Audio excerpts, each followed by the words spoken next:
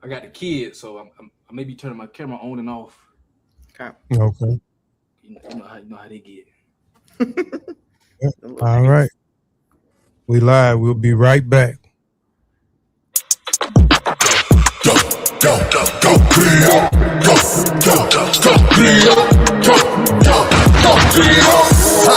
Yeah, I'm in the city, yeah. I'm in the spot, in the vicinity. I'm the hottest up in the city, yeah, it really is.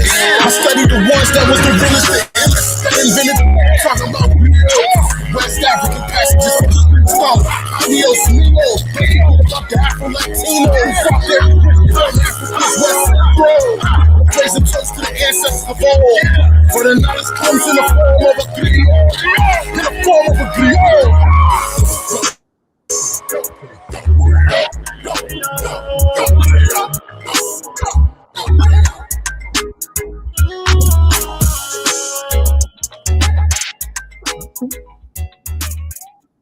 All right. All right.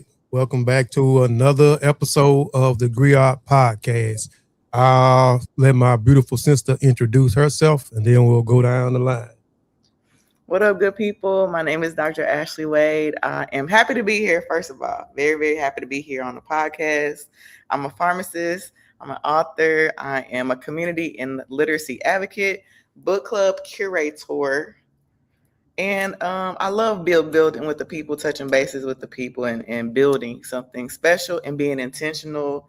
And this podcast is another one of those spaces. And I am the chief executive of a silly magazine. Mhm. Two to the T. Two to the T, bro. All right. Well, Darius. What's up, everybody? My name is Ladarius. I'm a father of two beautiful kids.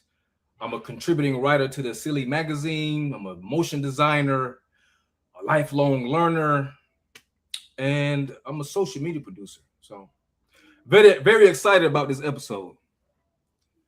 It's gonna be a good one. Yes, it is. What up, what up, what up, what up, what up? It's the man, Sean P. I am the host of the Sean P Experience, man, here on YouTube. Also, part of the VI podcast, amongst other things, man. 16 times self-published author, 20 plus year public speaker, college professor, community instructor, motivator, mentor, leader, inspiration, and a thought leader more than anything else. Salute. All right. Peace, peace, peace, and power. I am Kofi Piche. I'm an author, ghostwriter, a writer, founder and editor of Silly magazine, publisher of Same Tree Different Branch Publishing. I'm a public speaker. Man, amongst a whole list of other things that a book lover. I want to throw in.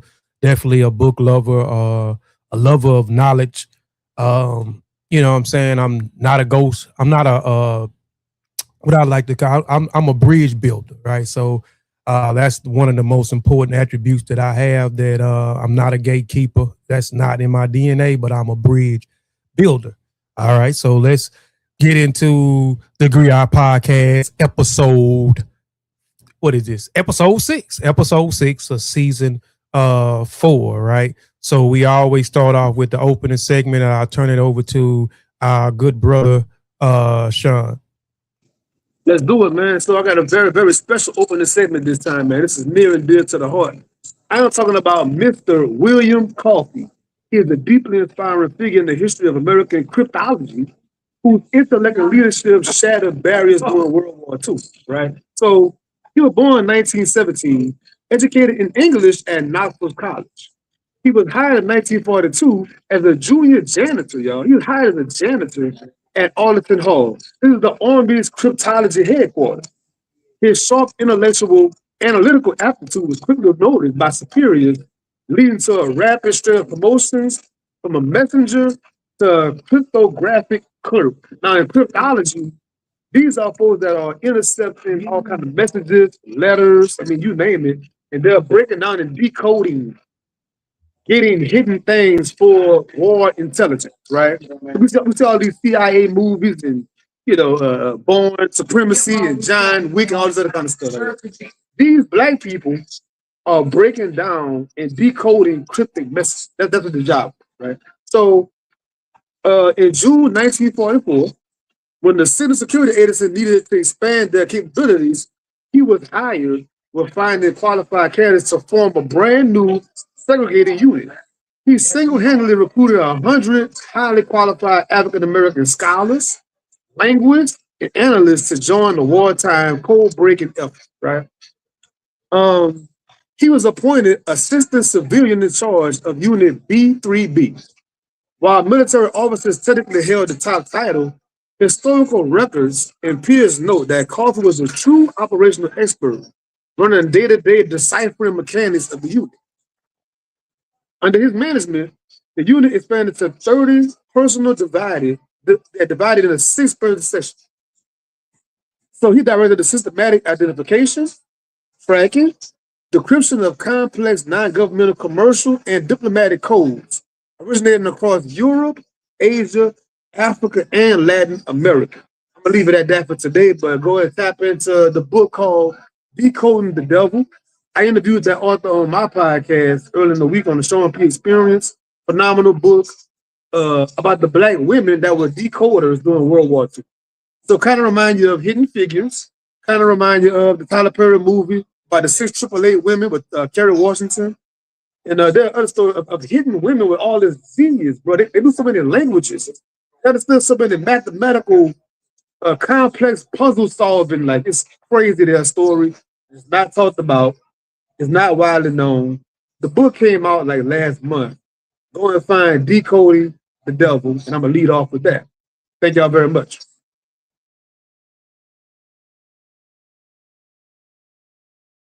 Yeah, I definitely appreciate that, man. I heard you mention a book. This past week you had mentioned it to me. I definitely interested in checking that book out. I'm gonna definitely get that book and tap into that book as well, man. And that's something that I say before we move on. We say this a whole lot. You know, we don't never know what we are all going to be presenting, you know, or what we all is going to be saying in this podcast. So it's always great once we assemble, because I know when we do this podcast, we not only sharing and conveying information to the people who watch this program, but we also conveying information to ourselves. So we also learning as we go as well. So, you know, that's the beauty of this podcast. I appreciate that, Sean, for that information. So there you have it with the opening segment. We're gonna get into the discussion in a minute. We have to go through these different segments. Next segment is the griot and griot. This segment real quick. What is a griot? Griot is unique to Western Africa. A griot or griot or jali professional encompass many roles. A griot, pronounced griot, has been referred to as a historian, a storyteller, but there are no real words in the English language that includes all their functions. A traditional griot or griotist could do everything from recounting history to encompassing music to teaching students to acting as diplomats. They are genealogists, historians, spokespersons, ambassadors, musicians, teachers, warriors, interpreters, praise singers, masters of ceremonies, advisors, negotiators, and mediators. Not every griot does all of these things, but these are all examples of the functions that a griot profession embodies. I also want to add this as a griot. A griot is also trained in some way through griotis tending to learn from other women. The griot is a female storyteller. She's a traditional singer, sings at ceremonies, celebrations, and special occasions. When a woman is married, a griotist will sing to her to prepare her for her new life. West African women sing about a woman's role in the society. So singing is also another form of educating our women. Also, when you see with these different ceremonies, these festivals, and etc., normally when you see a woman singing, she is a griotist. The same if you see the griot or the griot, who they both are musicians. You may see the griot playing the balafon, which is one of his musical instruments. So the griot and griot host many roles. So, people are familiar with them being storytellers, but we just gave y'all a line of list of roles that these griots and griotes can serve in. So that concludes my part of the griot and griote segment. We'll go into the Black Inventor segment, which is by our brother Ladarius. Speaking of griots, I want to highlight a griot that was mentioned in the Skyfull of Elements. Mr. Granville T. Woods. He was a prolific inventor and electrical engineer whose inventions revolutionized railroad transportation and communication. Born in 1856 in Columbus, Ohio, Woods received little formal education, leaving school at 10 to work as an apprentice machinist and blacksmith. Determined to continue learning, he studied engineering on his own and later attended technical school in New York, laying the foundation for a remarkable career in invention. Known as the Black Edison, Woods nearly earned 60 patents during his lifetime, many of them related to railroads and electricity.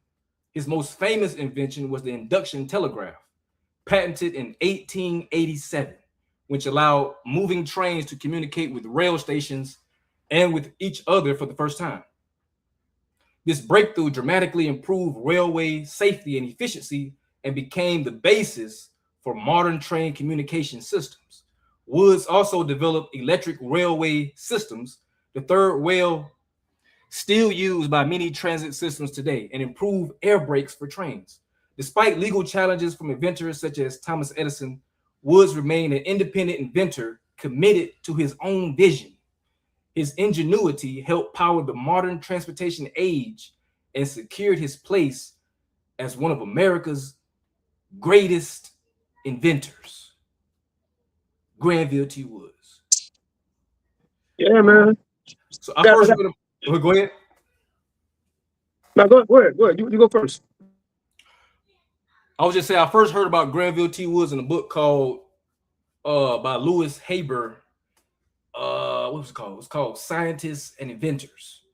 And the first thing that jumped out to me was he had little formal education, but the main thing was it was books. So he educated himself outside of the academic institution, and he became one of the greatest American inventors today. So for all the people out there that think you need to go to school, I need to go to school, do this. No, you don't. Marcus Garvey said the world's greatest men and women educated themselves outside of the university with everything the university student does, which is read and study. So that's all you have to do is read and study. So, yeah. Shameless plug. In my book, Your No is My Biggest Blessing, I talk about that autodidact, becoming an autodidact, self-teaching yourself outside of the institution by reading and studying, you know what I'm saying, and et cetera. So most of us on this panel are also autodidact. We have these intense conversations. We have these intellectual conversations, and we didn't go to school for this particular subject matter that we speak about a lot. We are autodidacts. We self-taught ourselves through putting in the time, you know what I'm saying, spending money on the resources that we need in order to get this information. So yeah, well, let's get into go ahead. So you had something, sis? Yeah, I had to add in real quick, man. I first heard about this brother. I had a presentation about 7 years ago around Black History Month. It was called Blacks in Science. And what I did was I did a chronology from, ancient Egypt time, way before slavery, through slavery, and then post-slavery up to current, showing Black genius at different levels. And he was somebody I covered in that particular presentation. And I am so glad that Ladarius brought his name up today. I haven't heard that name in years, man. And you're right. It's a very, very important part of this conversation on Skyfull of Elephants. Our inventors, our creative, our genius that we had way before these other forces even came around us, man. We already had things we were tapped into naturally, man. So yeah, let's get into it. Yeah, Sean, too. Also, ain't there's a book I read. I think it is called Black Science by Yeah, they God. got It's a They book got by Blacks in Ivan Science by Van Sertima Robin. called Blacks in Science. Yeah, Robin something. Robin Williams, Robin Harry. Was it Walker or something like that? But it's Yeah, Rob. Robin Walker. It's Mhm, like 3 or 4 volumes of Blacks in mhm. Science. Yeah, I have the Mhm. first edition. You know, and Because what's the other? I use those books for the presentation. I Okay, reference those books for the presentation. yeah, I read that book years ago. Well, that one book years ago. Yeah. It's a free understanding book, the science itself. Yeah. Yeah. Um. It was another book. What was the other book that you said by Ivan Van Sertima? You said Ivan Van Sertima wrote a book on that the dairy. It's called Blacks in Science, Blacks of Yep, Science, something like that. yep, Real old, yep, real Mm, old. yep. yeah. You know, I got all them books. It's on the shelf. Oh, I'll be right back. I'll be right All right. back. Yeah. So um yeah, so let's get into the book. Today's discussion is today we're gonna be talking about uh Skies Full of Elephants by Sibo Campbell. Um this book came out, I think, early 2025. 24. Or 2020. Okay. So okay, Yep, I 2 think years. the paperback came out in 2025. The hardback came out in 2024. This is I've seen this book when it first came out. I seen it on social media, especially Instagram. Seen it just floating everywhere. So I just went, yeah, okay, yeah, that's the book. That's the book. That's the supreme. That's the one I got right there. Ladarius. Okay. Okay, I got that one too. Yep, I had that one too. Right. Well, I had that one too. You know, this is a literary podcast, so y'all excuse us. We book geeks. We get excited. We want to show off. We want to show our books. We want to talk about the books. We want to share what we read, what we get out of the book. So this is a literary podcast. So I just recently looked, you know what I'm saying? So Ladarius told us he wanted us to, you know what I'm saying, read the book. Like I said, I seen it floating around tons of times, especially last year. I seen this book floating around. But I never did get the book. I never, you know, I really wasn't too much interested in the book. But I was glad that he suggested this book. He said I would love this book, and I got to reading this book, and I started love. It's one person in particular in the book that I started to hit Ladarius up before we get started. Tell her this girl is making me sick. This girl is pretty making me sick. But I won't use analogy when we get into it about who Charlie represents and who Signet who she represents. So I want to make an analogy on those two because those two people actually exist in the Black family, in the Black community, you know what I'm saying, around the world. You know what I'm saying? So, but this book, before we get into it too, I was just looking, has sold 100,000 copies. So that says something right there that, you know what I'm saying, that this has to be a great piece of literature for it to sell 100,000 copies. I was blown away when I seen that, man. And anybody who pick up this book and read this book, you're definitely gonna like the book. It's a novel, but it has a lot of historical facts, evidence in there. Even like when they go to Mobile, I love when they go to Mobile. We'll talk about that when they go to Mobile because I want to tell you what Mobile was a hub for. Yeah. So let's get into it, man. I'll let Ladarius go. Go ahead, Sean. Go ahead. No, I want to add on what you said about when the book first came out. So anybody watching this, if you're in the book space, quotation, right? Book top, book two, whatever book you're in. When certain books come out, there's so much fanfare behind it. Everybody and their mama posting it, everybody putting gas on it. For a person like me, it kind of pushed me away from something. Even like movies and music, when everybody on it, I'm like, I'm gonna fall back. Once everything died down, then I'm gonna hit it up. So when it first came out, I mean, people was hitting me up and inboxing me and calling, man, you gotta get it, man, you gotta get it. I was like, y'all put so much gas on it, man. So I tried to read it. I tried reading it years ago. The first 3 or 4 chapters, I was kind of like, man, y'all just put that gas on it. Like it wasn't really hitting me. But this time around, with us reading it together and us doing the podcast together, it helped propel me to go ahead and read it and finish it and had the audio version and the Kindle version. And I'm glad I did it. Now look forward to the discussion, man. It'll be a fire conversation, bro. Real timely for what's going on right now in the nation. Real timely. Real timely. Yes, indeed. Yes, indeed. So let's get into it, man. I'll let Ladarius start. We'll start off, man. Let you start it off, man, and we'll all come in, interject, and get what we got out of the book. And well, first, before you do that, Ladarius, let me do this. I want to.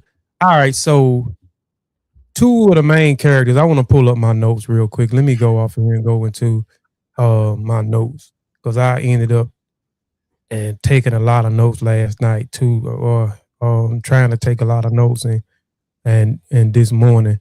So you got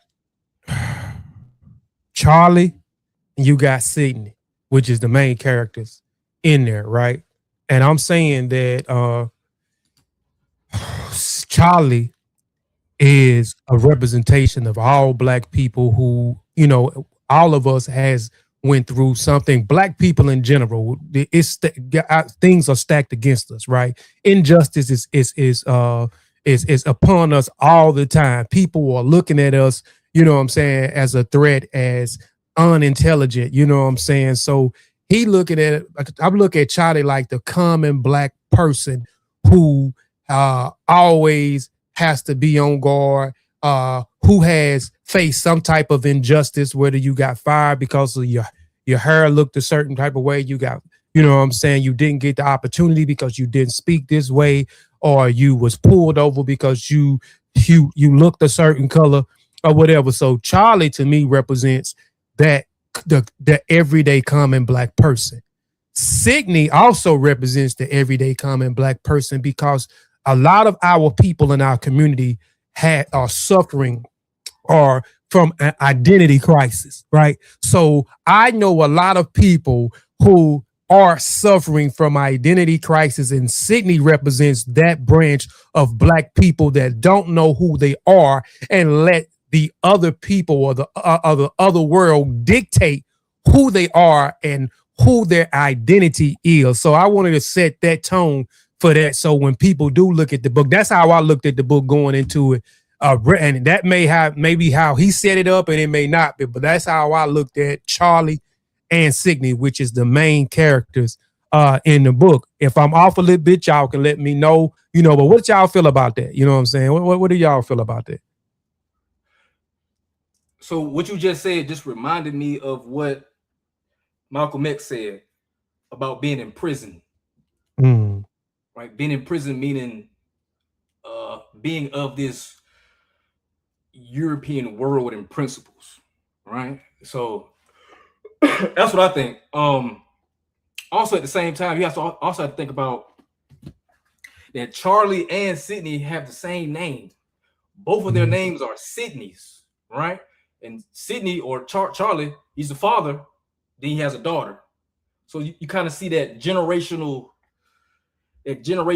curse, if you will, right? So whatever your parents carry, then you gonna carry. It may be even intensified over the years. So what you just saying that what came to my mind. But I also want to start off with the first page, the first paragraph. So I'm gonna just read it. They killed themselves, all of them, all at once. All of. So when you first open the book and you read that first two lines, like I want to know what's the first thing that came to your mind. They killed themselves all at once, all of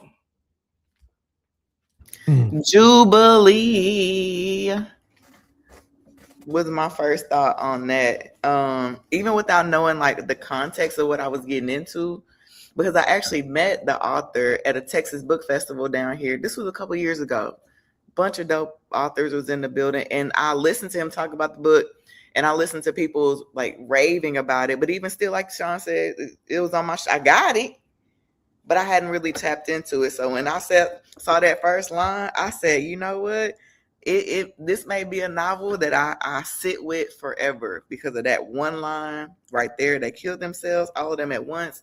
And I immediately felt relief. I really immediately felt like a praise break. Like this where we shout right here. You know how sometimes in the churches they be like, y'all don't know when to shout. This is one of them shouting moments because it's not. It seems far fetched, but low key, if he can write about it right here, it's called manifest. These are the early stages of manifestation, and I'm gonna leave that like that. You know, in the book space, once again, we're all writers on this panel. All of us are writers. And I've seen various bookish people talk about what's one of the greatest sentences you ever read, or what's a great opening sentence for a book. And some folks I know even have those things tattooed on them. From a Toni Morrison book or Alice Walker or Nikki Giovanni. His first sentence of this book, I could imagine somebody getting that, and I've seen somebody get that tatted on them.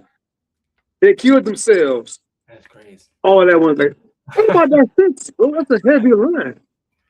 And I have a question for y'all later on about the writing of this book, but it coincides with that concept of that opening paragraph, opening sentence. Like, when I first saw that, my mind just going to 1,000 questions. Like, how, what, why?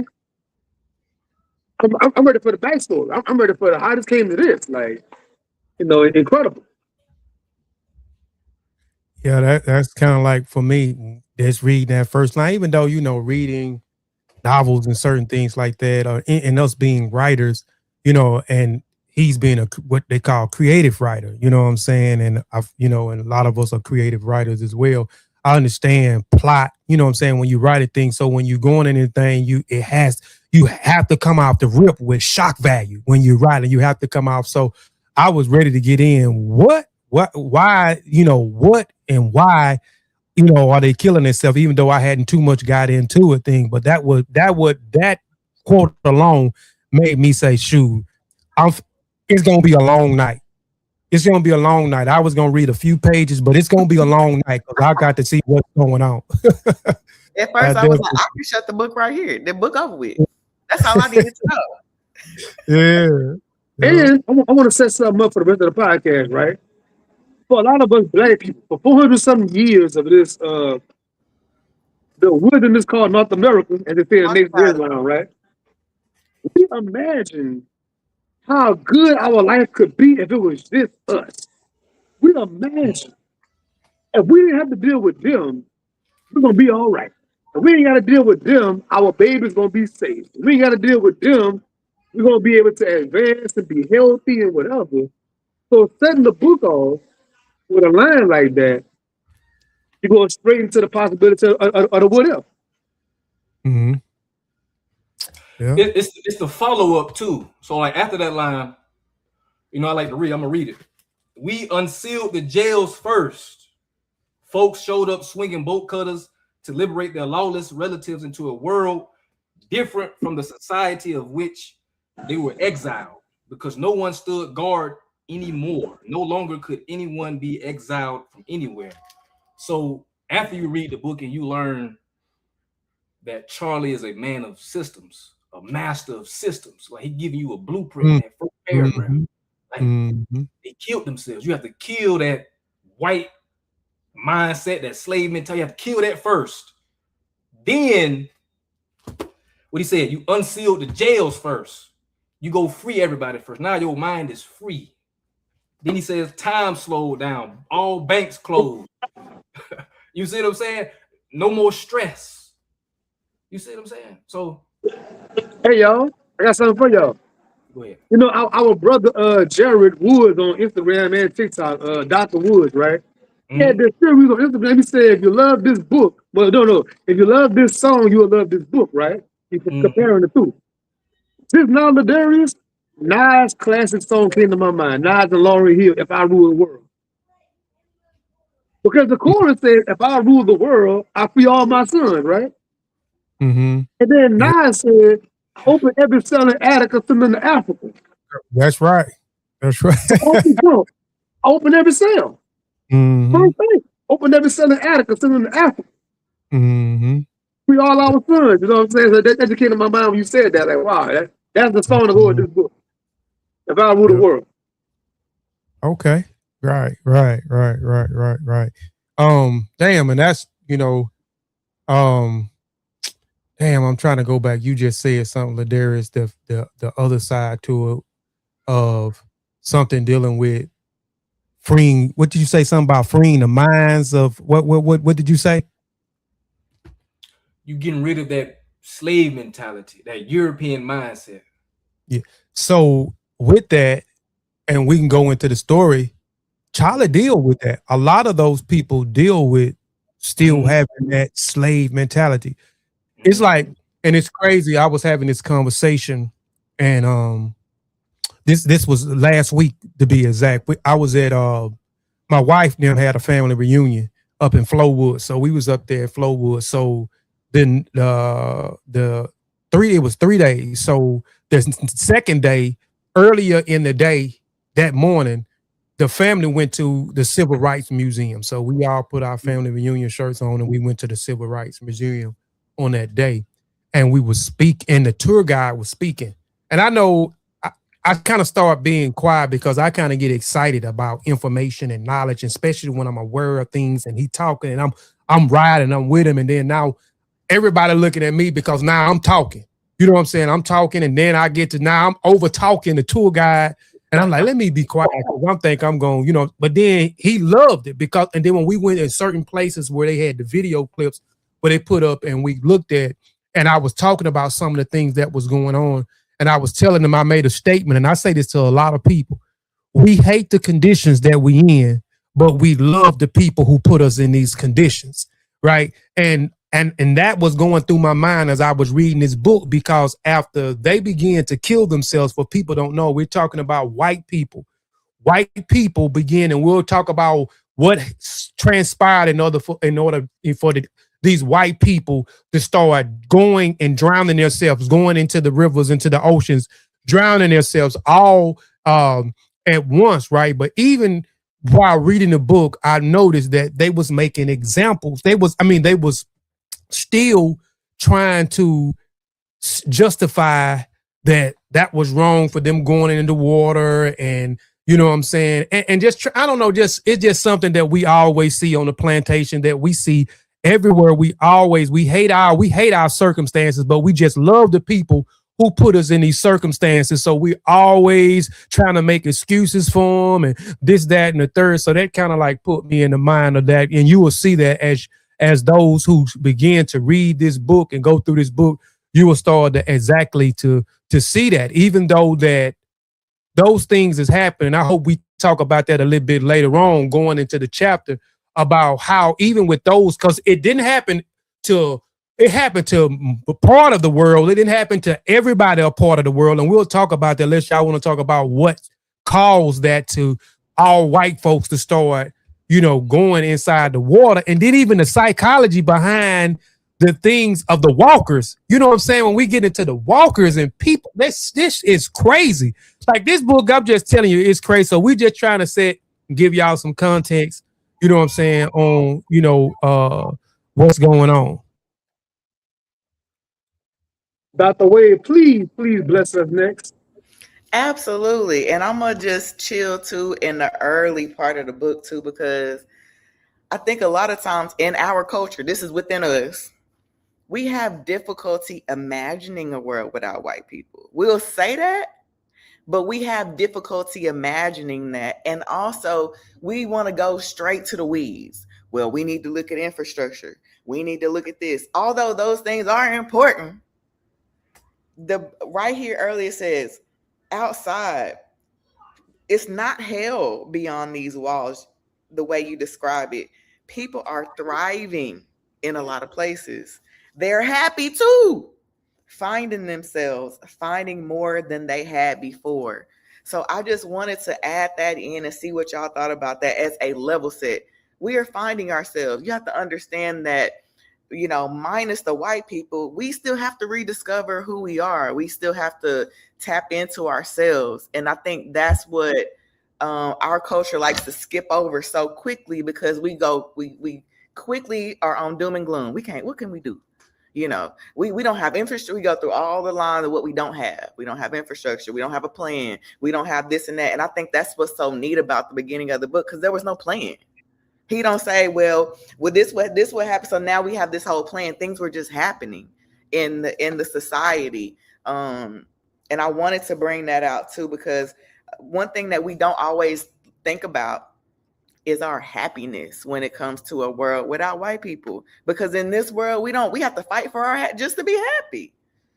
More or less pay bills or, live, what type of lifestyle. We have trouble being happy. So I wanted to bring that out in the forefront. Before we get into the weeds, they're happy. We're happy. So imagine a world where Black people can be happy and they're finding themselves and returning to what we know to be true when it comes to our culture. And even of course, fighting through the weeds of what that looks like. But he specifically stated that early. People are thriving. Imagine a world where we thrive.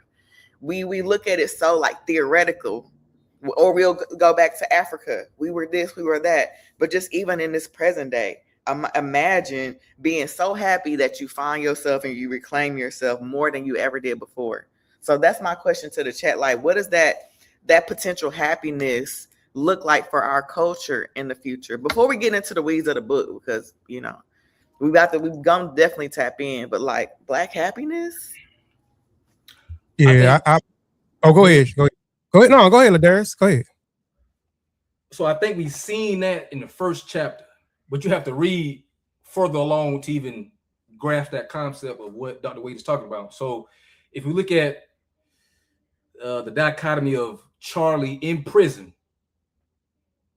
prisoner in the old world, in the new world, where he is free, where he is broken out of jail.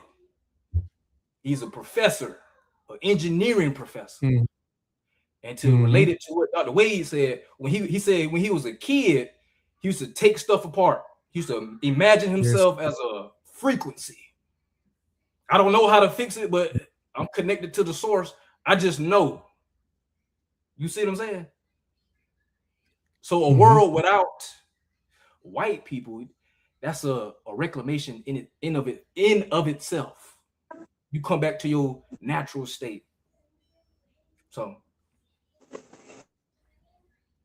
yes, I want to pose that imagination piece. What can I be if I'm not in prison? If I'm not imprisoned by white culture or going by white standards?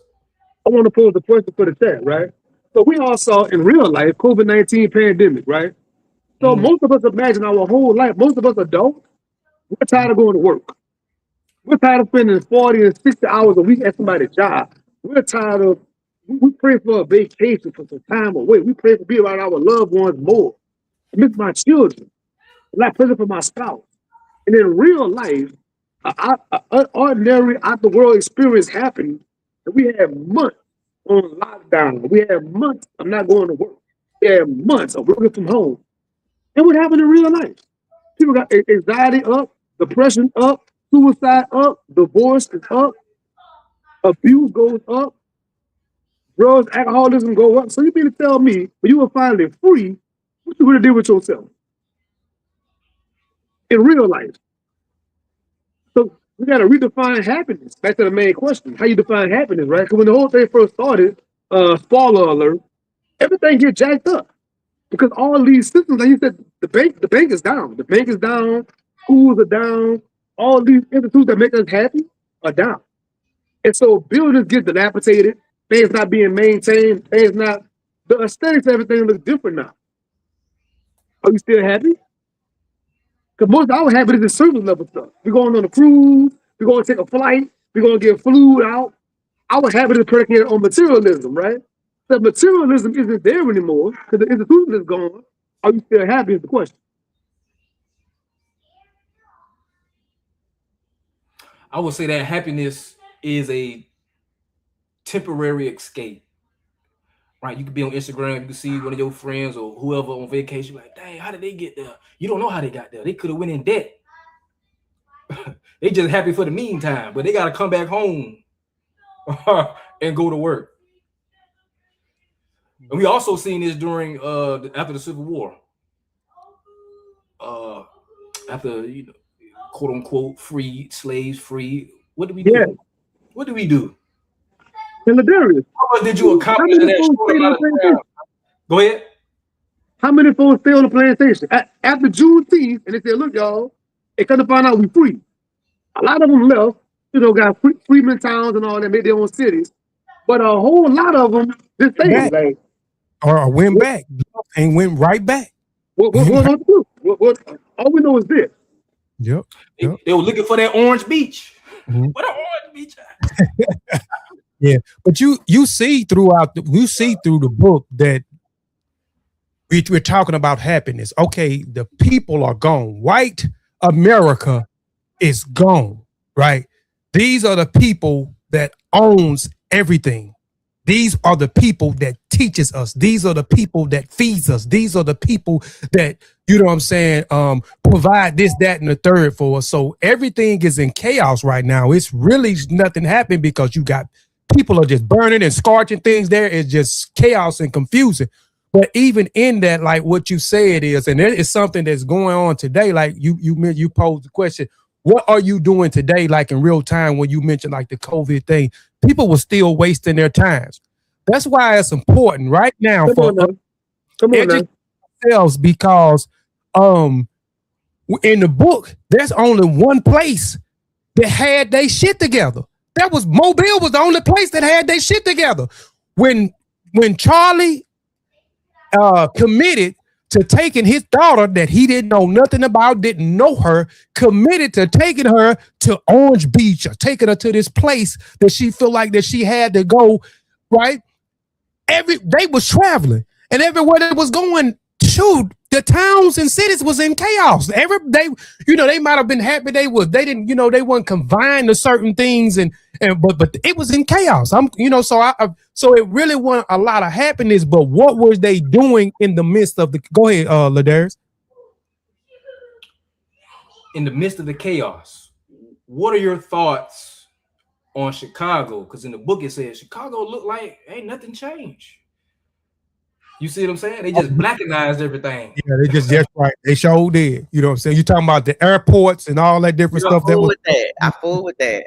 The airports. Yeah, they did have that. They did take over those things. You had people that, you know what I'm saying? That goes to that a black person having a European mindset. Everything was still the same. You just blackenized. Right. I took out the plastic chairs and put beanbag chairs. You just made yourself more comfortable. Yeah. In the same spot. No, let's hit on that real fast, right? So, again, I'm comparing real life to this fictional book because it's important, right? Yeah. A lot of us think we want to be free. You want to have your hands on the steering wheel of it. You don't want to change it. You don't want to revamp it. You want to be the person on the top of the food chain of it. So a lot of our celebrities and ball players and rappers or whatever, they get their bread. You're not doing something radically different. You want to be just higher in the hierarchy amongst them. I mean, I looked at Chicago like a transition. Hold on, before you see transition, I want to say back to what Sean was saying. The people that enjoy that, the celebrities and all that, they provide the greatest resistance because they benefit from it. So you can see that with Sailor. Okay. Why he said, "Oh, Mobile, you don't want to go there. It's dangerous." Mm-hmm. Yeah. I was convinced. He convinced me. I didn't know what to expect from Mobile. You don't want to go there. It's dangerous. But once you go to Mobile, you will see, oh, so knowing myself is dangerous. And speaking about Mobile was a Pan-African city, right? It was a place. Pan only means all Africans, right? So it was a pan. It was entrenched in who you are. This is your identity. This is what we need to be doing. This is how we need to heal. This is how we need to move forward, right? So it was a Pan-African city, and they referenced so many different things, in particular when dealing with Africa and so forth, and dealing with Haiti and the revolution and the mindset and having the warrior, and that also having that warrior spirit and intelligence. Like I looked at Mobile as an intelligent hub. I looked at Mobile like the Black Kemet. You know what I'm saying? This was the. Go ahead. It was a Wakanda. Yes. What stuck out to me, people may overlook it. But when they was on that bus, they opened that back door of that bus, they didn't have guns. He said they didn't have weapons. They had tools. Mm-hmm. They had a crowbar. They had a knife. They didn't have guns. Their intentions was not to harm you. It was to help you, Mm-hmm. heal you, Mm-hmm. to guide. They said they surrounded them and they guided them to the back of the bus, and then they took them to Mobile. So I thought that was very, very powerful, because on the other end you have Sailor, who said, "Hey man, we in Jackson. They got this bazooka. They got guns. If a bullet fly, you better. Your best protection is to have a bullet to fly back." So yeah. Oh boy, he definitely was on there. He was on there. Yeah. Get that weapon. Get that. Yes, he was. Always strapped. Always right. strapped. Yeah, that also serves evidence as Sailor being, the black person high up in society, because when he flew the plane to Vicksburg, Mississippi, he had land. Mm-hmm. They thought it was a farmhouse. No. He had a hangar. He had a lot of planes in that hangar too. So that could represent, prosperity or whatever. Then driving here, I'm born here. The thing that tripped me up was he said he was born there. So how you not know? Or probably he did know what was going on in Mobile. He probably did know that's high black consciousness over there. That's collective black consciousness. You don't want to go over there. It's dangerous. So when he got back to the bus, he was gone. He rejected collective black consciousness. That's why you can't find him. Dipped. And he left his son. Yeah. Well, I ain't gonna say son. I'm gonna say them. He left them on the bus, as opposed to Charlie looking out for his daughter that he barely knows, and saying and feeling like I would die for this child that I don't know, as opposed to Sailor. I'm gone. I'm dipped out. I ain't trying to. And you just said, I didn't even think about it like that. Me neither. And you just said something when you said they guided them to the bus.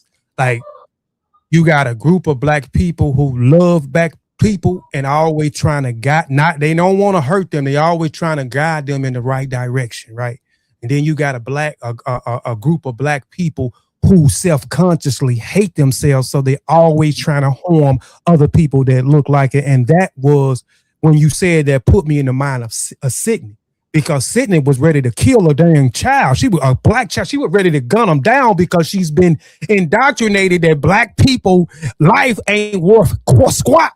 And most black people in society today think that black life is not even valuable. We always, when certain things are happening for, on the media or whatever, you know what I'm saying? We rallying, but we not rallying when we hating on each other. When we shoot, even though there's a thing on why we do some of the things that we do that we understand, but there's some Negroes that know, but they still self-consciously hate themselves, and they always trying to harm the person that looks like them and value the other person, because we've been indoctrinated to believe that we are nothing.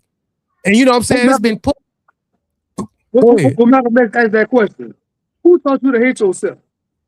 Yeah. Who told you your hair was nappy? Yeah. Yeah. Yeah. Can I pose the next question, please? Yeah, go ahead. So back to the writing, the literal writing in this book. Back to the Darius thing from the beginning, talking about the first sentence, right? So when I read about the author section for this book, I see that previously he was an award-winning poet. So my question is, how much do y'all think his poetry background played a part in some of the beautiful writing he did in this novel? And I noticed something in the book space.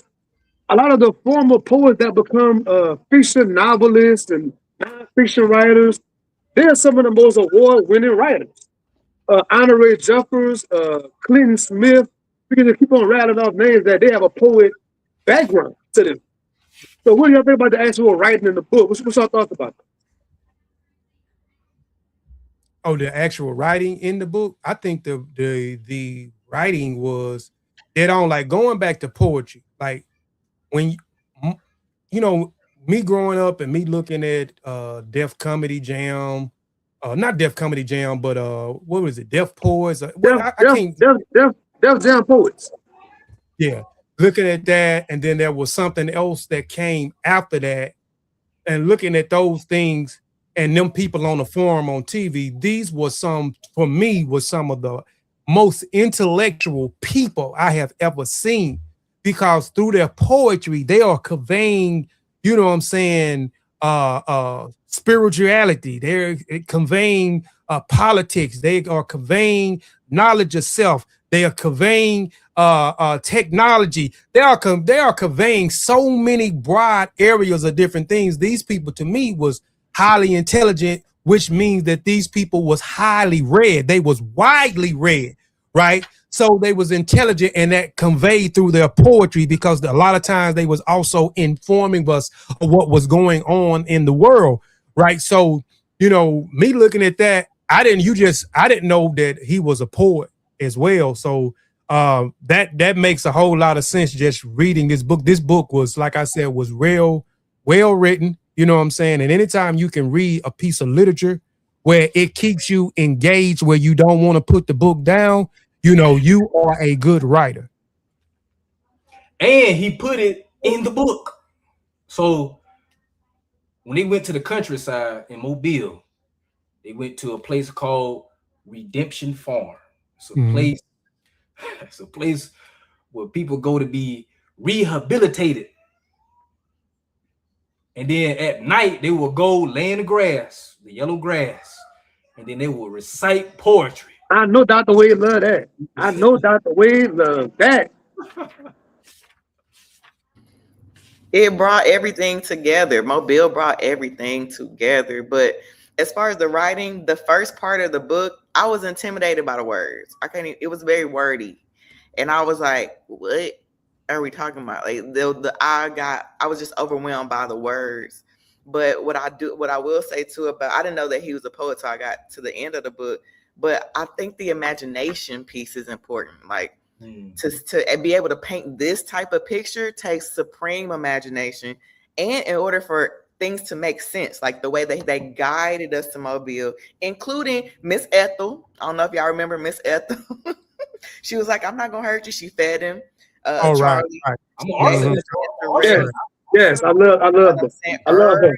In the book, and I gravitated towards her because he got that mothering. So before he even made it to his daughter, before he even made it, you know, anywhere, he got a chance to have that small, you know, 24 hours, 48 hours of redemption, and he had somewhere to charge his electric car. So imagine, you know, we think of what all we don't have. We you know, this is shut down, that's shut down. What we're gonna do? She had resources there, and the land next to her. Remember, they was like, why the land all burnt up? She burnt it down to the gods. Burnt it down. You gotta start over. So, like, again, there's so much, again, that creative, that imagination that he gave us early, you know, throughout the book, but definitely early, so we could start to envision another way before we got to Mobile. And I appreciated Chicago as a transition place, because the little girl, she would have known what to do. She already didn't know what to do with black pilots and black ran situation. She didn't know how to chew that. She didn't know how to chew an alternate world. And I also want to talk about her lifestyle. Bless her heart. Whenever we get to that point. So I have a question. The transition from Chicago to Mobile, not Chicago, from Wisconsin to Chicago, before she get to Chicago, or is it after? Anyways, whenever she get to Kenosha, and you have Mr. Little had her by the neck. He had a Ku Klux Klan outfit on. Oh, about to kill her. So I want to know, what are y'all's interpretation of that scene? Like a black man dressed up in a Ku Klux Klan. Obviously, he was insane. Obviously, he suffers from a personality disorder. And Dr. Amos Wilson talks about this in his book called The New World Order, where black people where white people have took out our consciousness and replaced it with white consciousness, and that will cause a black person to have like a personality disorder, where if we use Mr. Little as an example, Mr. Little has thoughts and feelings and issues, and then when he bounced back to the little kid, he has different feelings and thoughts and all of that. So I want to know, what are y'all's interpretation of Mr. So when I asked in the beginning about, we always wonder if all the white folks left, we just good. We're amongst each other. But we're not, because unfortunately, so many of us have been indoctrinated with this thing. Pouring the flood is all we know. So if that was to happen in real life today, all you probably would see is a bunch of us that take the white people place. Just like this. In all the ways. So to me, he reminded me of that. I'm just internalizing them. Mm-hmm. I agree. I definitely I won't be quiet. I was finna say something. It was gonna be ugly, but I'm gonna leave that. I'm gonna leave that alone. With what we need to do. No. Come on, man. This is our podcast, bro. This is our show.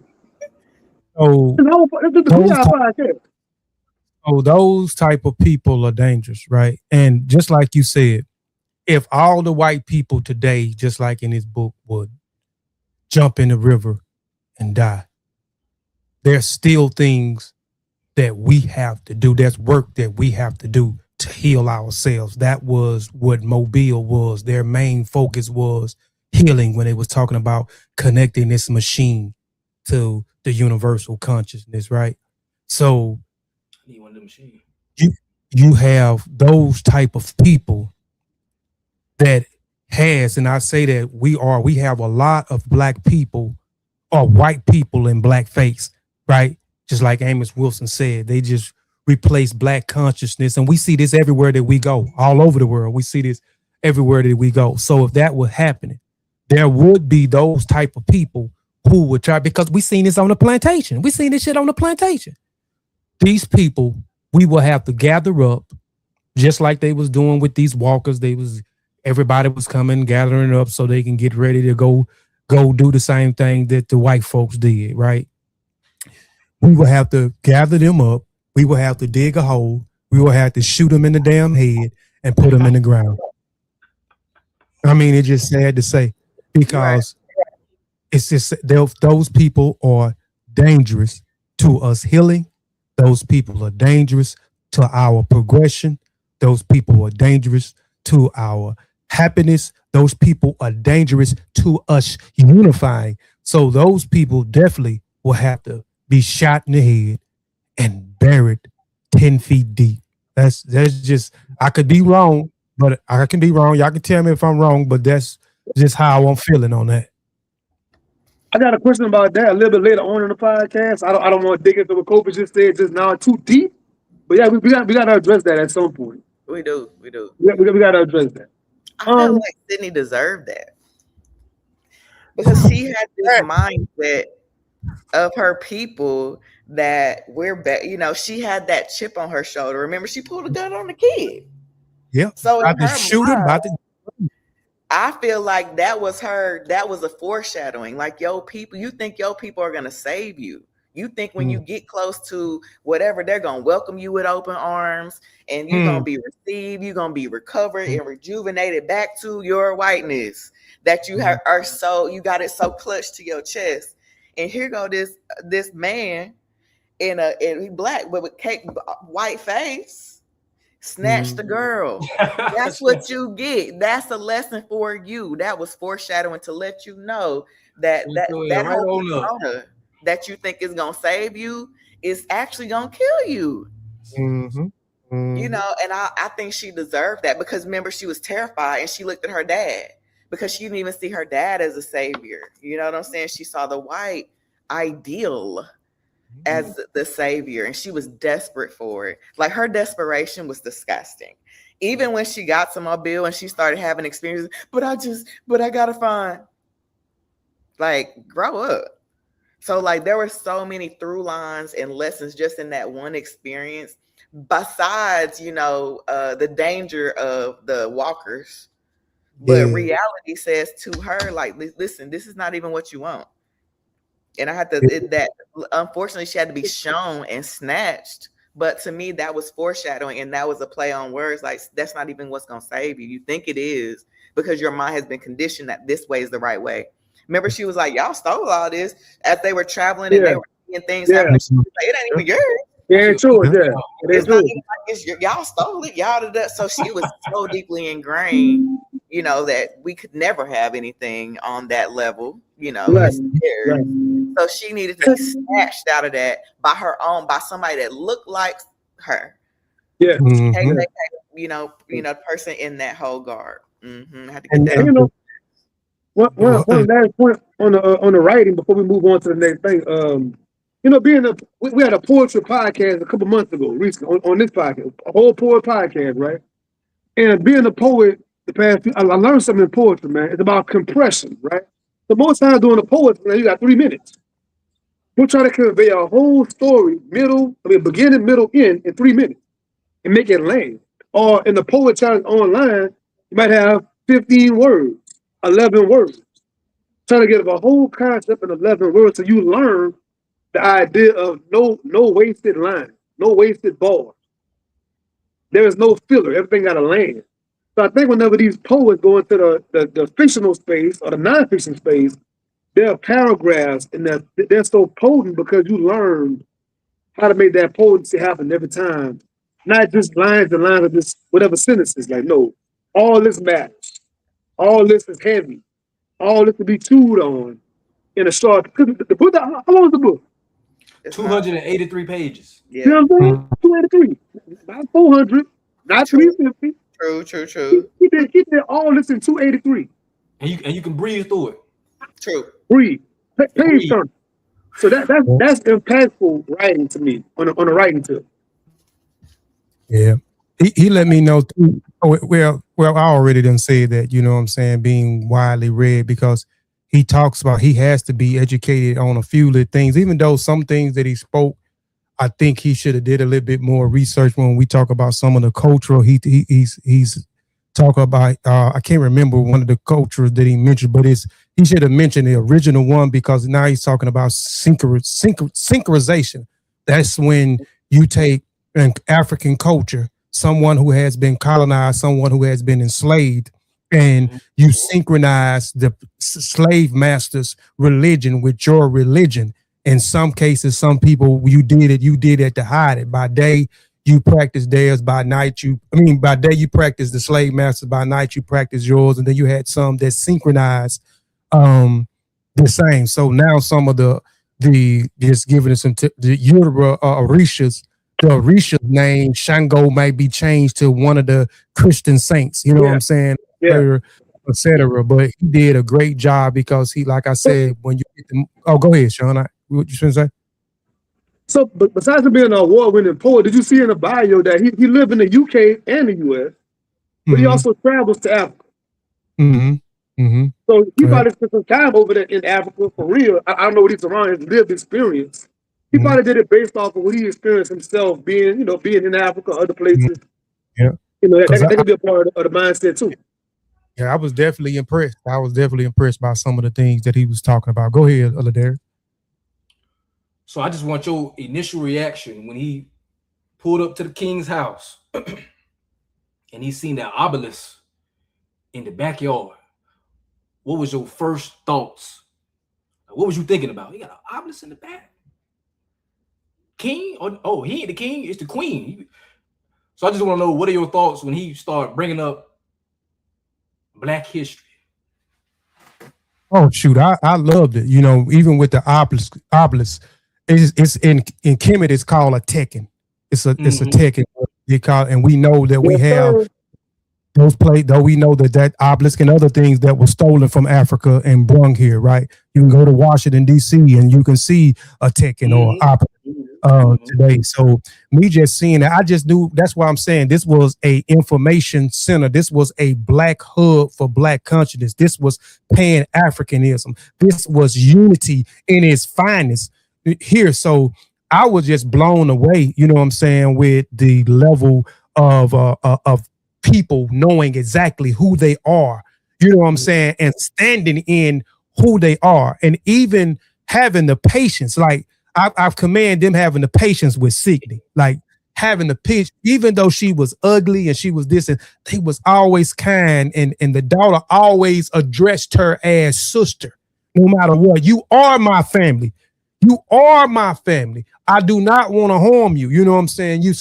I just love the whole part of, and I'll be honest, I didn't want to, when I got to that part, I had a whole bunch of other stuff that I had to do.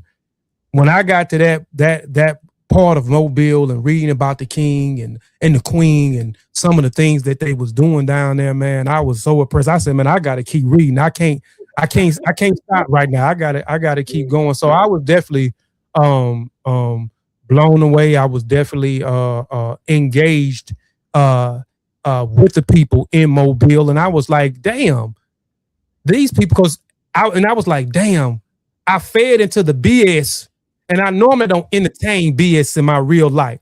And I was entertained with the BS, and I thought Mobile was gonna be a place, because they was telling this was a bad place. People were coming up missing. The planes was going down. They were just painting a bad picture. And then it hit me too. That's what they do to us all the time. They always paint a bad picture on black people. They did that in with Tulsa, Oklahoma. This place where black people was thriving. You know what I'm saying? So there's always going to be, when we're doing something great, there's always going to be somebody that's, even, and it took me back to Africa. Me growing up, I've seen so many different images about Africa. I've seen so many bad commercials about Africa. I've read about, just as a young boy, bad things about Africa, because they didn't want us to go there. They didn't want us to see what was going on over there in Africa. And because they was already over there robbing and stealing us for all the greatness and the resources that we provide over there for the rest of the world to be able to sustain. Because 90% of the natural resources that we have comes from out of Africa. You know what I'm saying? So it just took me back to a bunch of different places, man. Just reading about that, where I started popping and started thinking about so many different things and relating it to real life, you know what I'm saying? And the things that I actually see and I have actually experienced. Speaking of real life, can I jump in here real quick? Yes, ma'am. Sir Charlie was in prison for allegedly. I knew it. For allegedly raping this white woman, y'all. There was just a lot that went on right there with me, especially coming off of Ida B. Wells. So tough.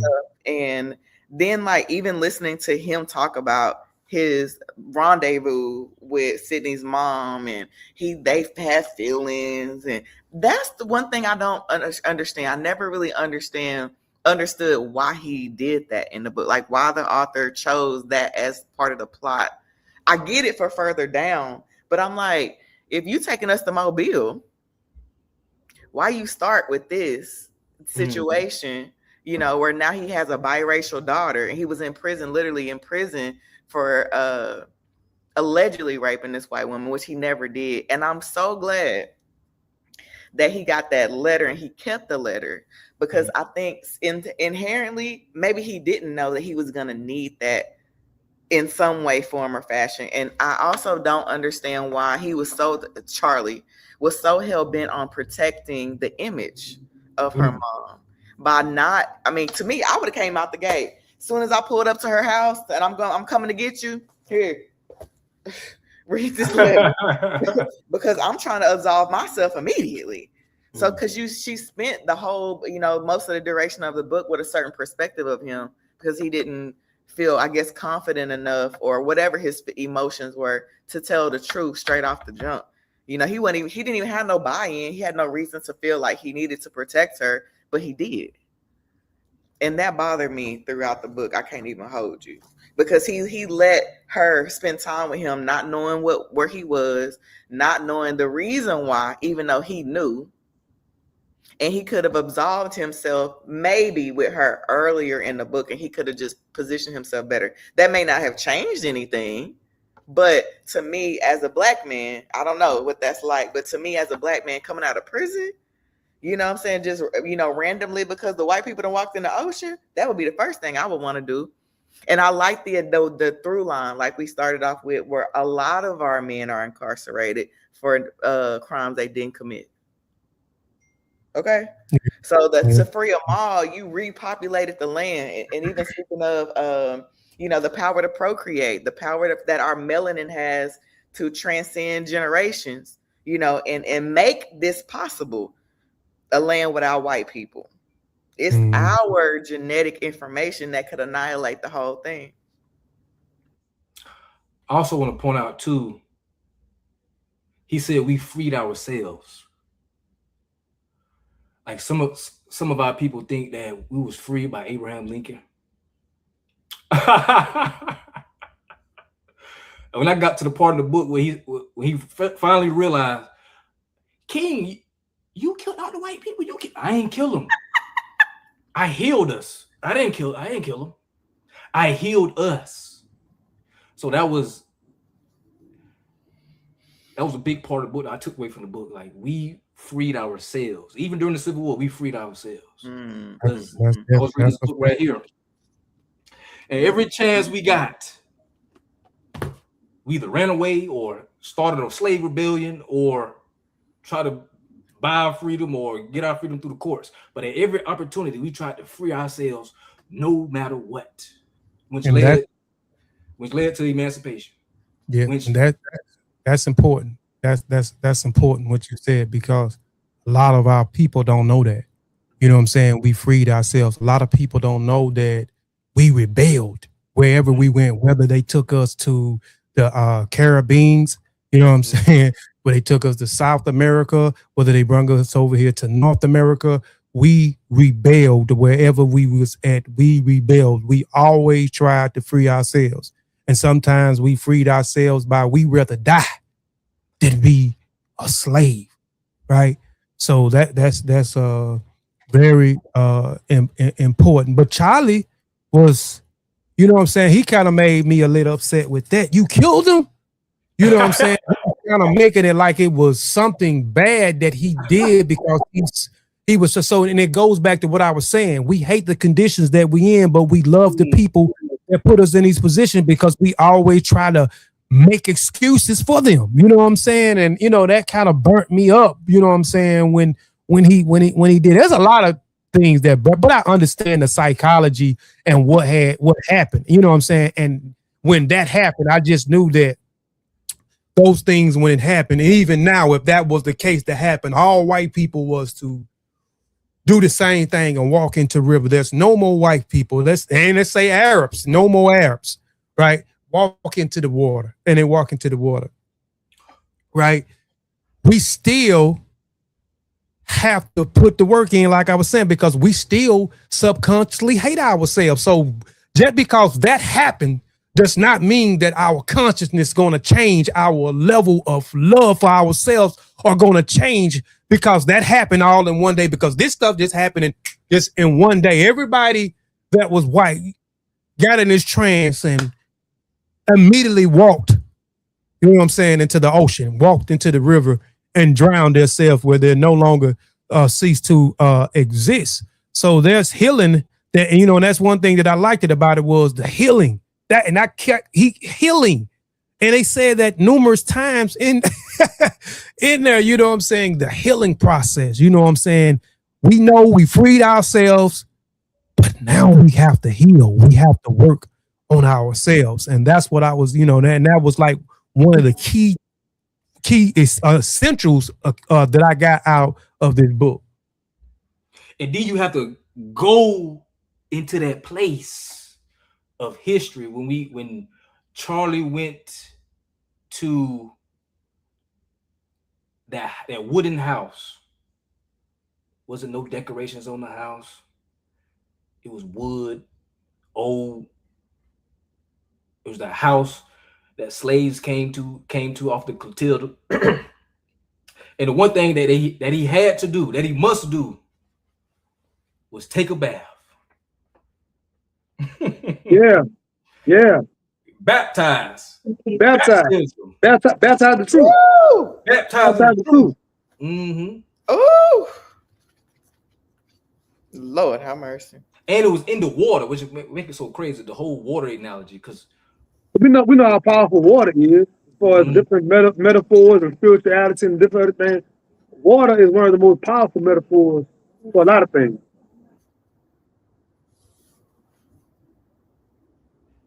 Water in African culture is deified. You know what I'm saying? Y'all know y'all hear about the Happy River in Kemet. You know what I'm saying? Right. The river in Africa. These things are deified because they are essential to nature. They are essential to our survival. They are essential to, like, even with going back, we think that when you go to church, that this is a concept that comes from church by being renewed. Charlie was renewed. Charlie was born again when he went into the water and he emerged out of the water. This is not a church concept, right? This is an African concept. If you study African culture and tradition, you will see that water is essential. Water is essential to your spirituality. Water is deified. So, you know, so it just, like I said, it was just so many different things, man, that I took away when he got the Mobile. Go ahead. I just want to add on that water is the universal life force. Water holds memory. When he was baptized in that water, what did he see? He saw his younger self. Yeah. What do I like to do? I like to put shit together. Yeah. I imagine myself as a frequency. Then everything became clear. So then also, you know, some people say water and blood, but all that holds memory, DNA. Yes. I have a son. He looks just like me. You look at him, you're gonna think of me. You look at my daddy, you're gonna think of me. Or I think of, you know. So the son was emerged in a sack of water. A sack of water. The woman water break. So water, like I'm saying, water is, I'm telling you, we you know what I'm saying? Water. So what are they trying to do right now with the water? What's happening with the water in the world right now with AI? All these data centers, you using up all that water for AI. Wow, I didn't know that. Yeah, if you put all the data centers, they are in like mostly black neighborhoods, and they are draining the land of water. They creating deserts, and then they creating deserts, and then increasing your water bill, your electricity bill. Now where you gonna go? It's a double negative, basically. Wow, y'all just put me on. Who are you waterless?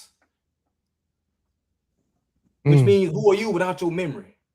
Who are you without your history?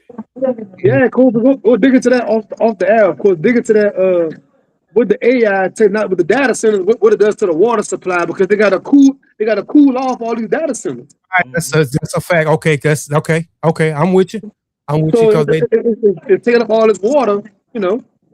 Wow. And shit heating up. You gotta cool it down. Wow. And we gonna. That's why some folks that's against AI. That's a part of their debate. A part of their argument is the impact on the world, impact on you know, the culture, people, the land. That's a part of their argument against AI. Yes. Which will make water the most important commodity in the future. Water. You're gonna have to pay $20 for a bottle of water. Who knows? That's crazy. I'm laughing, but that could be you're right. You're right. Yeah. The water crisis in Jackson, the water crisis in Flint, Michigan. Yep. And this sport, I'm telling you, you learn something, man, when you won't hear. And because I give you all right, so you know, I got my own business and I work 4 days a week for a company. I'm not an engineer, but I do engineer work. So I work in the office and I got 4 or 5 different computers in front of me. And I have to know this software, and they use AI. Everything is automated.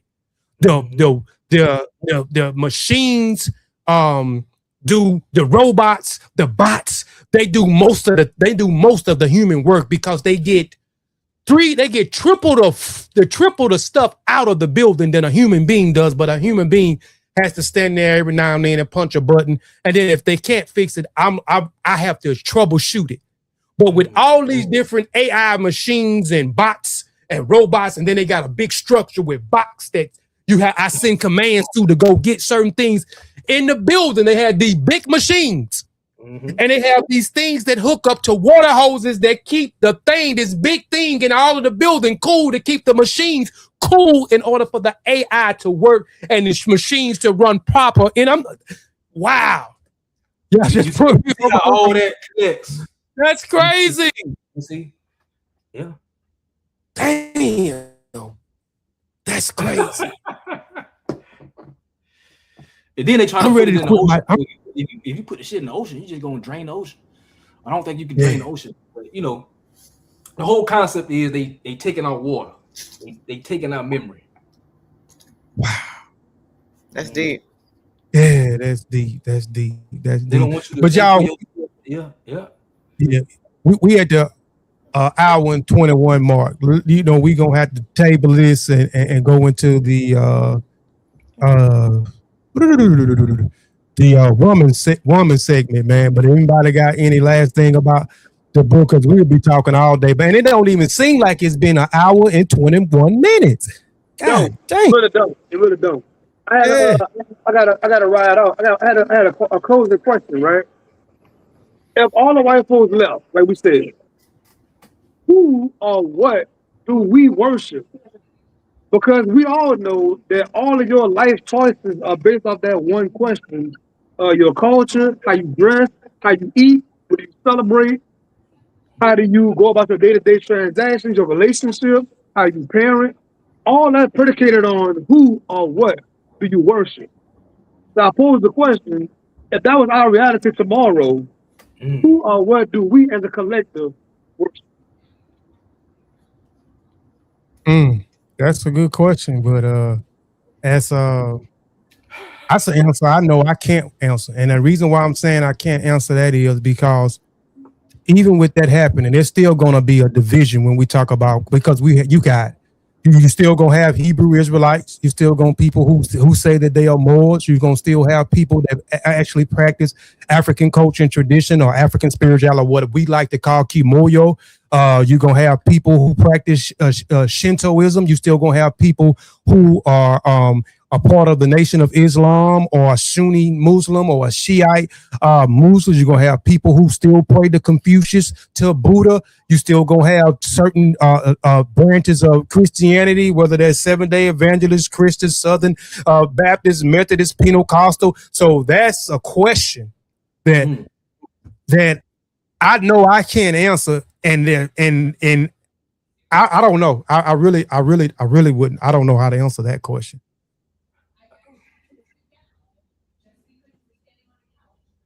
Oh yeah, and I don't expect anybody to have I don't want to ponder it, because, like you saying, Kobe, is complex. I don't think any of us have a answer, but I think it's something we got to consider, because again, the people in society that's on drugs, or they sell drugs, or you a scammer, you a robber, you know, whatever, they're gonna still exist.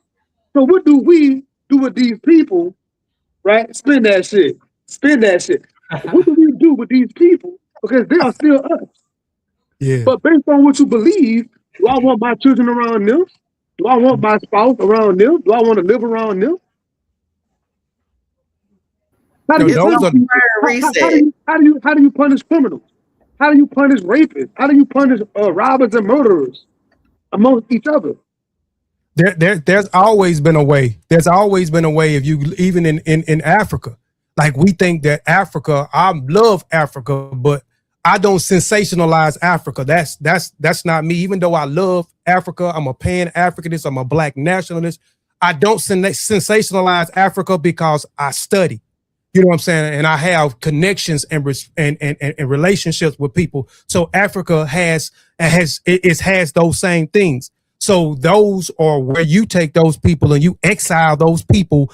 You know what I'm saying? Those people have to exist somewhere else. The community have to come together as a collective, and this is what we're doing. Boom, boom, boom, boom, boom, boom. This is the lay of the land. Boom, boom, boom. These is our morals. These are our ethics. This is our edict. This is what the man does. This is what the woman does. This is what the child does. This is how we move forward. Blase, blase. No one conformed in that. Then they will have to move. They will have to go somewhere else, or they will have to die. That's just bottom line. Like I said with the other one, shoot them in the damn head and put them in the fucking ground. You know what I'm saying? That's just my opinion. I could be harsh, but I digress. Dr. Wade, you had your hand up or something. I think you wanted to say something. This gonna piss a lot of people off. But who we gonna worship? That was a message in the book. The black woman. What is y'all talking about? What is we going around about? What is we arguing about? What is we trying to figure out? But that's a problem even for people in our culture, even for the men in our culture. But if you notice, King was like, "Oh, y'all think I run this?" Mm-hmm. No. Mm-hmm.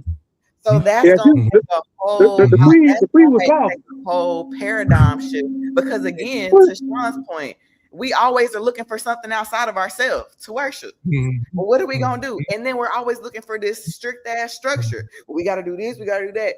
When can we just follow magic? That just may be the whimsy in me because I'm a whimsy girl and I just believe in that type of thing. And I feel like the consciousness takes us there. And even in the book, even the daughter, even the what's her name, Nona. Even Nona was magical. Yes, it was. Like we haven't even explored and really delved into the magic. And what is magic? The leadership and the role, because she never was like rah rah. She wasn't even in there with the obelisk, like, let me go fix the machine. I'm in here with y'all. Yeah. Mm-hmm. Everybody was free. If you look at even the family structure, the sons, you know, everybody was free to be themselves. We don't even need a deity outside of what we already have in within us, which is following behind that type of leadership of the black woman. Now he didn't get all the way in the weeds in there, but at some point, I think on one of the pages, Charlie was so enamored with the lady, I forgot her name. Seraphim. Woo. Yes, black and gold. Yeah. Yeah. And there was a point in there. I know she had to be bad. Woo. Uh-huh. And even like she introduced him to that whole scenario with the water, with the bath. She was right there. You know, like, so that takes a lot of like other knowledge. You see what I'm saying? So like when it comes to like what we gonna do, I think that's what's gonna kill us. That's what's gonna hurt our culture more than anything. The panic. What we gonna do? Well, who gonna tell us what to do? That's a part of that decolonizing that we gotta start with, because that's what we gonna look for. Well, if I can't do this, then what else I'm gonna do? And just reprogram that whole piece. And we need to study black women a little bit more. We need to study the black concept, the black woman concept a little bit more. Yeah, but I know it's gonna ruffle feathers because people gonna be like, well, what if she's the angry one? Or what if she's the we've been indoctrinated. Like, even going back to the religion, and then I'll let you go, Ladarius. If you look at African culture, a lot of the cultures was matriarchic. Yes, but you got a lot of matriarch. They revered the woman. The woman was put on the highest pedestal, right? Yes. So now when you get to religion, let's say when you get to Christianity, because most of us deal with Christianity, most of us deal with Islam, it says that God is above man and man is above woman. This is what it says. It also tells you that the woman was in the Garden of Eden and she defied God. And so it pins the man against, it indoctrinates us and pins us against the woman. And then and when you look in the Quran, if you look in the Bible, that teaches us to be male chauvinists.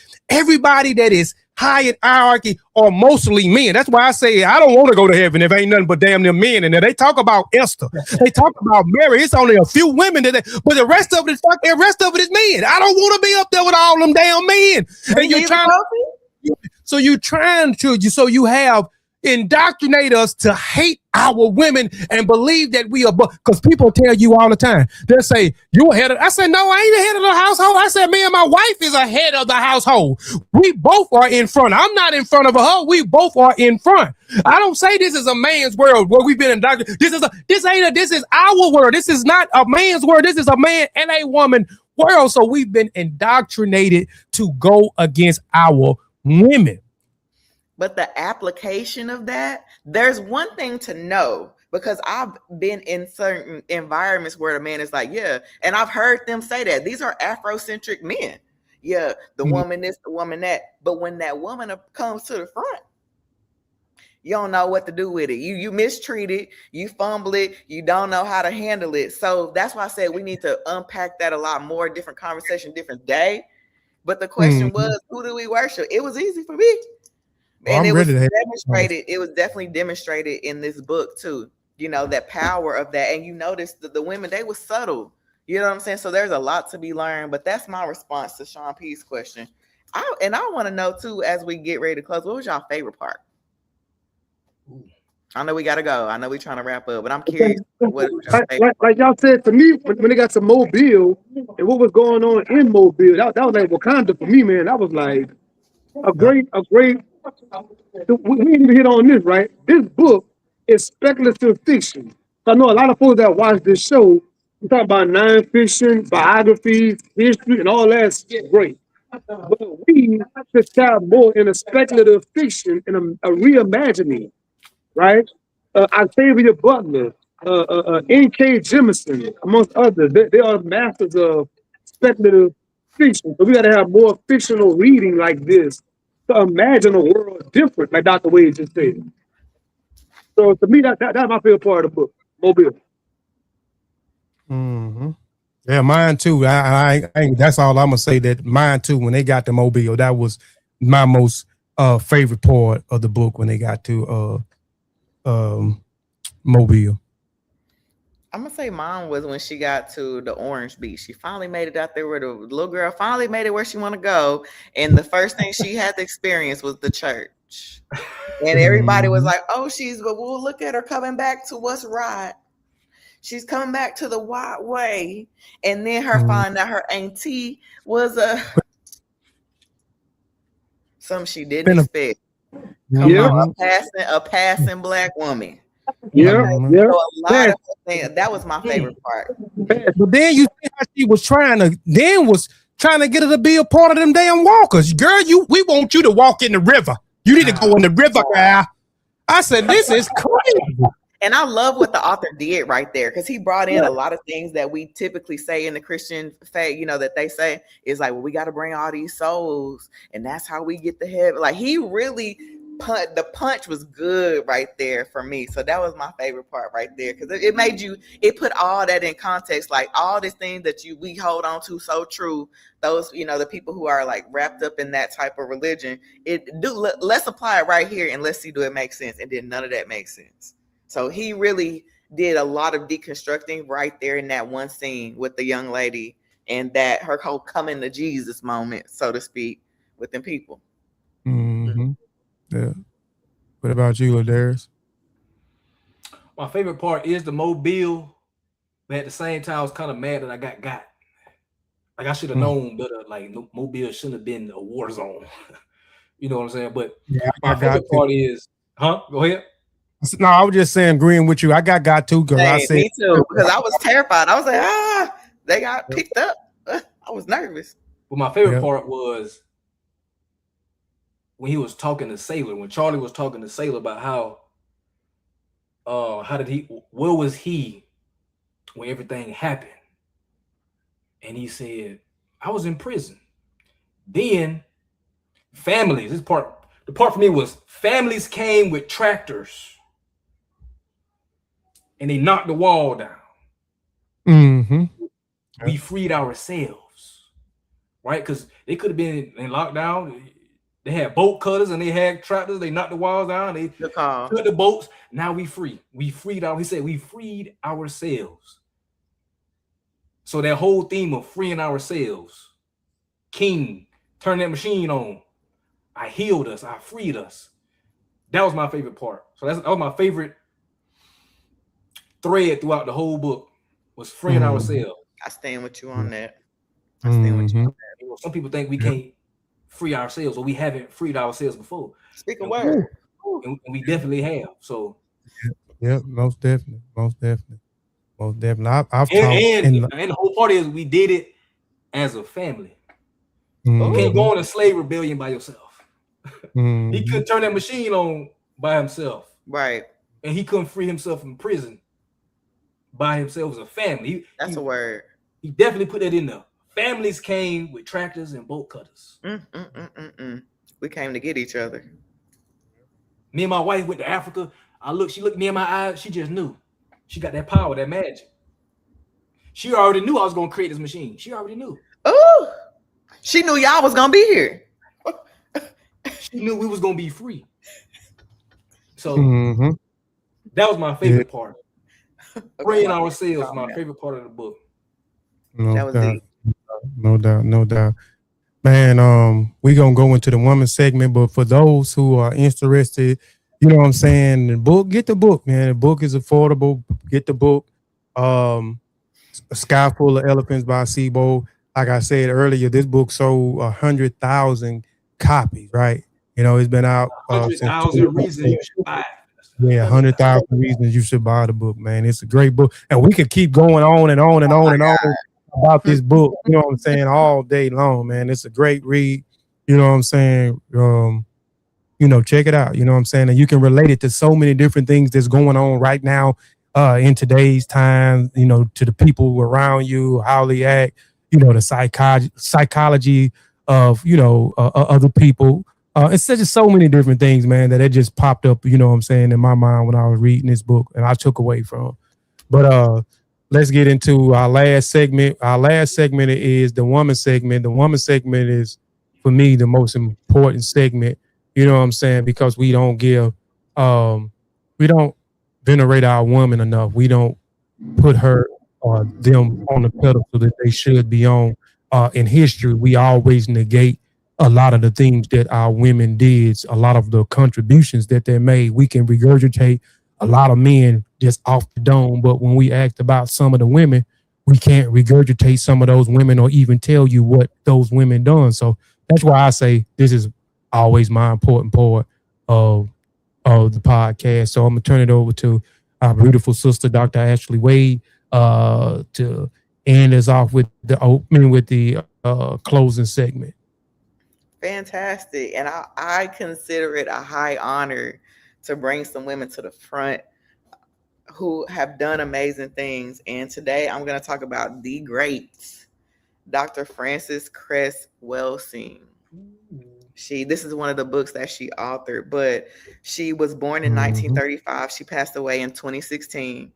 She was a prominent African-American psychiatrist and author, best known for her controversial Cress theory of color confrontation. Haven't read that book. This book right here is my first introduction to her work and to who she is as a person. But she, in her 1991 book, The ISIS Papers, The Keys to the Color. So she wrote this book in the 90s. She dedicated her career to analyzing white supremacy as a global survival mechanism, profoundly influencing Black-centered psychology and political thought. So she was born in Chicago. Speaking of Chicago, she earned her MD from Howard University in 1962 and later spent over 2 decades working as a staff physician for the DC Department of Human Services. In the Cress theory, her first published work in 1970, her core theory posed that racism is a system of white supremacy designed to ensure the genetic survival of white-skinned people who are the global minority. And that, to me, her position on white supremacy, her expertise on understanding white supremacy went right on time to me with this particular book, Skyfull of Elephants, because this is the reason why we need to start reimagining our solutions, because of their will, the white people's will to secure their survival. That's what all of these systems are about. That's what all the conscious and subconscious messaging and symbolism is about, that we're not even aware of. So I just wanted to highlight her name in this particular piece of work, the ISIS papers. And I also would be remiss if I didn't mention Dr. Neely Fuller. I don't know if he was a doctor, or Neely Fuller, who was her mentor and somebody that she looked up to guide her thought process on basically breaking down and getting to the root of white supremacy and white patriarchy as an institution. She's and I think too, in our culture, we've talked a lot about racism, we've talked a lot about integration and the color of our skin, our milk, but we've never really got to the root of like why all of that even matters in the first place. And that's what she did an excellent job of. I haven't read the book, I'm just new to it, so I'm getting ready to break it down. But I think it's dope too when I look at her lectures. And we talk about, back in the day, they used to could lecture for 3 hours, 2 and 3 hours. But when I went to look at her lecture, she was so charismatic. She was funny. She was writing on the chalkboard, which I thought was nostalgic. But the point is, adding this piece to the conversation, especially at the back of Skyfull of Elephants, like we can get here, like reimagining a world without white people. But to understand, we do have to understand why they do what they do, so that we can be better at playing the game until they go in the water. So at the end of the day, I wanted to highlight Dr. Frances Cress Welsing to the chat as our woman to honor for the day. All right. That's Dr. Frances Cress Welsing. I read that book, I said 10 years ago. I read that book 12 years ago. I read that book in 2014. I was introduced to her. Somebody sent me some video clips of Dr. Frances Welsing going up against some white Europeans, and I was like, damn, I said, let me get. I gotta catch up to all the interviews. Yeah, I read this like 6 years ago. Yeah, and it's I can't tell you what's all in it no more, because like I said, it's been 12 years ago. It was 2014 when I read that book, man. But a Gungun Kiki to the ancestor. She is a ancestor. She has done a lot of great things for us, introduced us to a lot of great things. So there you have it, right? You know what I'm saying? So go get, the ISIS paper. If you hadn't had the ISIS paper, it's an old book, but tap into her work. Also go get the book that we discussed today, is Skyfull of Elephants, right? You know what I'm saying? I enjoyed today's podcast. I did, and it's crazy, y'all. And I digress. Like I'm exhausted. I could be exhausted. I could be tired, and I could be like, I don't even want to do this today, man. I just want to just chill. And then as soon as that camera come on and we go discussing, I have a burst of energy, and then I'd be so happy. You know what I'm saying? Yeah, man. So I enjoy, each podcast episode that we do. I particularly love this podcast that we did today. What does it mean to be Black without white America? We're still posing that question to people in the chat, those who are in the chat right now and those who may come back and look at this later on in the archives. What does it mean to be Black without white America, right? And go tap into both of those works. We appreciate those who stayed on the entire time of the duration. We appreciate those who popped in and pop out. We appreciate those who will go back and look at this later on in the archives. We appreciate the support, supporting degree our podcast, Dr. Ashley Wade, Ladarius Benson, Nathan Palador, and myself, Kofi Piche. We greatly appreciate y'all. Y'all got anything else in the last or closing words before we end the show? I'm in good shape. Peace to the people. Free yourself. That's all I'm saying. Mic drop.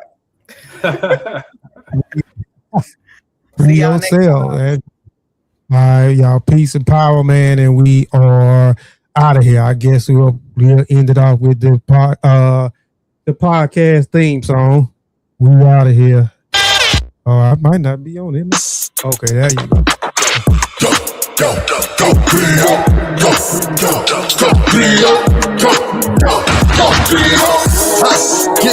in the city, yeah. I'm in the spot, in the vicinity. I'm the hottest up in the city, yeah, I really is. I study the ones that was the realest, the illest. Invented, talking about people. West African passengers on the Tito. Adios, amigo. Talking Afro-Latino. Fuck it.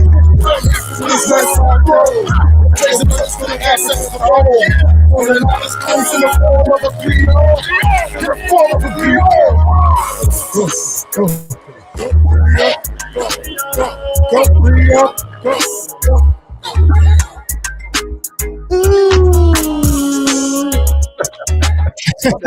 PO.